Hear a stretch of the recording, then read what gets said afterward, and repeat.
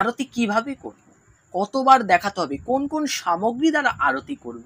প্রদীপ হতে পারে বা পঞ্চপ্রদীপ, ধূপ এবং জলশঙ্খ, গন্ধপুষ্প, চামর, ময়ূর পাখা, তাল পাখা, তুলসী পত্র। সর্বপ্রথমে আপনাকে করতে হবে ধূপ দিয়ে আরতি। ধূপ দ্বারা ভগবানের শ্রীঅঙ্গে 7 বার আপনাকে দেখাতে হবে।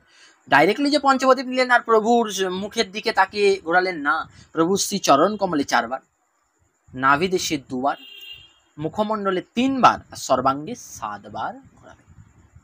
ঠিক একইভাবে যুগল কিশোরকেও, রাধা কৃষ্ণকে একইভাবে 4 বার চরণে, নাভিপদ্মে 2 বার, মুখমণ্ডলে 3 বার, সর্বাঙ্গে 7 বার।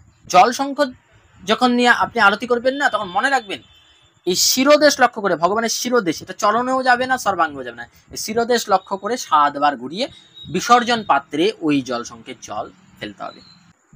এরপর বস্ত্র দ্বারা, প্রভুর তো বদন ধুইয়ে দিলেন, এবার মুছে দিতে হবে। তো একটা শুদ্ধ বস্ত্র, টাওয়েল হতে পারে, গামছা হতে পারে, যেটা আপনার কাছে রয়েছে, শুদ্ধ বস্ত্র নিয়ে এটাও কিন্তু প্রভুর সেই শিরোদেশ লক্ষ্য করে 7 বার। গন্ধপুষ্প মানে ফুল, কিছু ফুল একটা পাত্রে সাজিয়ে নিলেন, সেই ফুল দ্বারা ভগবানের শ্রীঅঙ্গে আপনি এটা নিজের ইচ্ছা মতন ঘোরাতে পারবেন।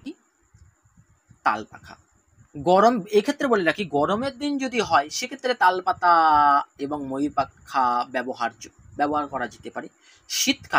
শীতকালে কিন্তু তাল পাখা এবং ময়ূর পাখা ব্যবহৃত হবে না। তো তাল পাখা নিয়ে, এই তাল পাখা নিয়েও আরতি করার কোনো নির্দিষ্ট কোনো কতবার যে ঘোরাতে হবে তা বলা নেই, এটা আপনি যতবার ইচ্ছে ততবার ঘোরাতে পারবেন। ময়ূর পাখা দিয়েও ঠিক একইভাবে যতবার ইচ্ছে ঘোরাতে পারলেন। এবং এরপর আসবে কি চামর বেজন।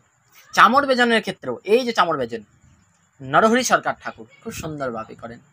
এই চামর বেজন আপনি প্রভু শ্রীঅঙ্গে যতবার খুশি দেখাতে পারেন, এবং তুলসী মহারানী, গোস্বামীগণ, গুরুবরগণকে দেখিয়ে দেখিয়ে হাত ধরে এবং তুলসী পত্র শেষে নিয়ে প্রভুর শ্রী চরণ কমলে, মনে রাখবেন তুলসী পত্রের ক্ষেত্রে তুলসী পত্র শিরোদেশে যাবে না, প্রভুর শ্রী চরণ কমল লক্ষ্য করে আপনি প্রভুর চরণে দিয়ে দিলেন।